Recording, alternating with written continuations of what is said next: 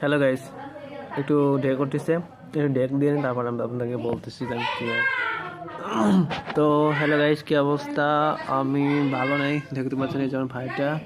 আমি এক প্যাকেট তেলকুচ নিয়ে আসলাম, তো সে খেয়ে ফেলেছে, আমি এখন খাইনি। সেই পরিবর্তে আমি কিছু ভাত খেলাম, যেহেতু সকাল থেকে কিছু এখনো খাওয়া হয়নি। আর আমি আছি এখন মাসির বাড়িতে দিগলকান্দি, এখানে একটা কবি গান হচ্ছে। তো আপনারা যারা পাশে আমার ভিডিওটা দেখছেন অবশ্যই আসবেন দিগলকান্দি। এটা হচ্ছে আপনার মাগুরা জেলার ভিতর, সত্যজিৎপুর নোয়াটা। অবশ্যই চেনেন, যদি নাম শুনে থাকেন তাহলে দেখতে পাচ্ছেন যে ভাই। তো আমি এখন যাবো, যেহেতু একটু আগে আছি, তো বাইক চালিয়ে অনেক কষ্ট হয়ে যাচ্ছে। তো আপনারা সবাই ভালো থাকবেন, আর আমার ভিডিওটা যদি ভালো লেগে থাকে অবশ্যই একটু লাইক করে বা কমেন্ট করে দিবেন। আর দেখেন ভাই, আমি কথা বলতেছি, আমার ভাই এসে দেখতেছি যে আমি কথা বলতেছি, ঠিক আছে? তো যাই হোক, আপনারা ভালো থাকবেন। আর আমার এই ভিডিওটা যদি একটুখানি ভালো লেগে থাকে তাহলে অবশ্যই লাইক অথবা কমেন্ট করে দেবেন।